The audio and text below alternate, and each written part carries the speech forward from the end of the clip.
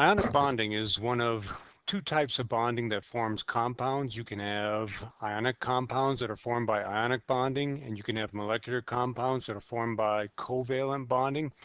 Ionic bonding basically is bonding between metals, which are found on the left side of the periodic table, and nonmetals, which are found on the right side of the periodic table. Metals have a low electronegativity, nonmetals have a high electronegativity.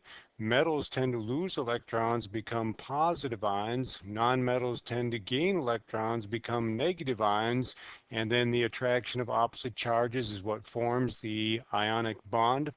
So why do atoms want to gain electrons or lose electrons? They want to get the stable electron configuration of a noble gas. A noble gas is group 0 on the periodic table. Helium has an electron configuration of s2, so hydrogen can gain one electron to become like helium. Lithium and beryllium can each lose one electron in the case of lithium, or beryllium can lose two, and that will give it the electron configuration of helium. The other noble gases have an s2p6 electron configuration. We call that in general the noble gas electron configuration. And so the nonmetals can gain electrons to become like the noble gases, or the metals can lose electrons to become like the noble gas in the period before them. Those elements towards the middle of the periodic table, they cannot gain or lose enough electrons to get the noble gas electron configuration, so they will aim for the pseudo-noble gas electron configuration, having the outer s, p, and d field. So what does this look like in a few select elements? Well, if we look at chlorine, chlorine ends in 3s2, 3p5. That is one electron shy of having 8, or if we look at it in the Bohr model, it has 7 valence electrons. And if we find chlorine on the periodic table, then it needs to gain 1 electron to become just like argon. It wants to become 3s2, 3p6, or have 8 valence electrons. Gaining 1 electron is going to give it a negative charge, and it becomes a chloride ion. Oxygen ends in s2p4. Again, it wants to be s2p6. It wants to have 8 electrons to get its octet, and therefore it tends to form the oxide ion, the O2 minus. And if we look at oxygen on the periodic table, we see that it is 2 groups away from neon, and so if it gains 2 electrons, it gets the same electron configuration as neon. And we look at phosphorus. Phosphorus is 3 periods away, so it needs to gain 3 electrons to become like argon. It ends in s2p3, having 5 valence electrons. It wants to be 3s2, 3p6 in terms of energetics. It wants to get to that low energy electron configuration, and it wants to gain 3 to get 8 electrons to get its octet, and therefore the phosphide ion will have a 3 minus charge. When we look at the metals, again, metals are things found on the left side of the periodic table, such as potassium. It is an alkali metal found in group 1, and magnesium found in group 2, and aluminum found in group 3. Potassium needs to lose 1 electron to become like the noble gas before it. Magnesium needs to lose 2 electrons to become like the noble gas for it. Aluminum needs to lose 3 electrons, being in the third group of the periodic table, to become like the neon, like the noble gas before it. And so here is potassium. It wants to lose this one. That leaves it with a noble gas electron configuration having 8 valence electrons, so it becomes a positive ion.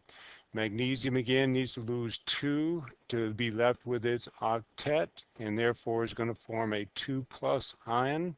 And aluminum needs to lose these 3 electrons to be left with its octet, and so aluminum is going to be a 3 plus ion.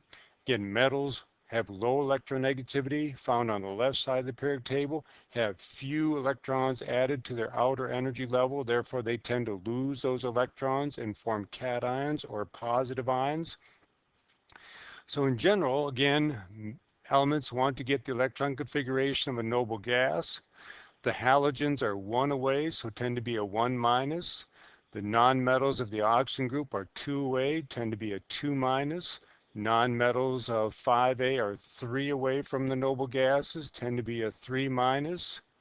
The alkali metals are 1 away from, they have to lose 1 or a 1 away to get the noble gas before them, so they tend to be a 1 plus.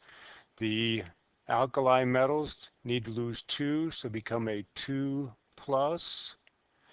And aluminum and gallium need to lose 3, become a 3 plus. We'll see later on that these metals down here tend to vary some and therefore are not consistent, so we're not going to give them a charge at this point. We'll also ignore the carbon group. They're kind of right in the middle, can gain 4, lose 4, and so ionically they tend to be a 4 plus if they lose 4, 4 minus if they gain 4. They'll become 4 plus if they react with something more electronegative, a stronger non-metal. They'll become 4 minus if they react with something that is more metallic, tending to lose electrons. So let's look at an ionic bond, sodium and chlorine. Sodium needs to lose this 1 electron. So here's the sodium atom, 11 protons, 11 electrons. It wants to lose this outer 1 electron, so it's going to have 1 more proton than electron. When it loses that electron, become a positive ion. The chlorine atom wants to gain 1 electron to become the chloride. Again, it wants to become 3s2, 3p6. So sodium by losing 1 gets its octet. Chlorine by gaining 1 gets its octet. And then we have a positive ion and a negative ion which bond together to form sodium chloride. We can show this in a dot equation. Here's sodium with its 1 valence electron, that 3s1 electron. Here's chlorine with its 7 valence electrons, the 3s2, 3p5. To get its octet, sodium needs to lose that 1 electron. For chlorine to get its octet, it needs to gain. So then there'll be a transfer of electrons, sodium becoming a positive ion or cation, chlorine becoming a negative ion or an anion. We can also show this in a orbital notation. Here is sodium's valence electron. It wants to lose that electron, giving it an opposite spin. It'll be transferred to chlorine. Now sodium is left with its octet. Chlorine has its octet. Sodium becomes a positive ion. Chloride becomes a negative ion. And the two then bond together. Magnesium has 2 valence electrons, and so it needs to lose those 2 valence electrons, become a 2 plus ion. Fluorine needs to gain 1 electron to get its octet to get 8. And so since a magnesium needs to lose 2 and a fluoride can only gain 1, we need 2 fluorines to combine with 1 magnesium, and that will form magnesium fluoride, MgF2. Dot equation shows it this way. Magnesium has 2 valence electrons. Fluorine has 7 valence electrons.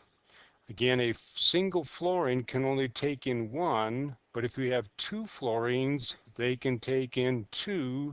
So the magnesium becomes a 2 positive. Each of the fluorines gain 1 electron, become a negative ion. And the attraction of opposite charges then forms the bond. In the orbital notation, again, magnesium wants to lose these 2 electrons. Each of the fluorines are missing 1 electron. So to become stable, the magnesium will transfer 1 electron to each of the 2 fluorines. Each of the 2 fluorines now gaining 1 electron become a negative ion. The magnesium losing 2 becomes a 2 positive, but now all 3 elements have their octet. They have their outer energy level filled with electrons. They get the stable electron configuration of the closest noble gas. Looking at aluminum and oxygen, aluminum has 3 valence electrons it needs to lose. That'll make it a 3 plus. There it is, those 3 valence electrons. Oxygen has 6, S2P4, wants to gain 2 to get S2P6, so it's going to be a 2 minus. Since an aluminum needs to lose 3 and oxygen needs to gain 2, the lowest common multiple is 6. So if I have 2 aluminums, that will give me 6 positive charges, or 6 electrons will be transferred away from the aluminum. And if I have 3 oxygens, that'll give me 6 negatives, or 6 electrons will be received by the 3 oxygens. That will form the compound aluminum oxide, Al2O3. On the dot equation, we know we need 2 aluminums with 3 valence electrons. We need 3 oxygens, each with 6 valence electrons. The aluminums are going to transfer all 3 of their electrons to the oxygens.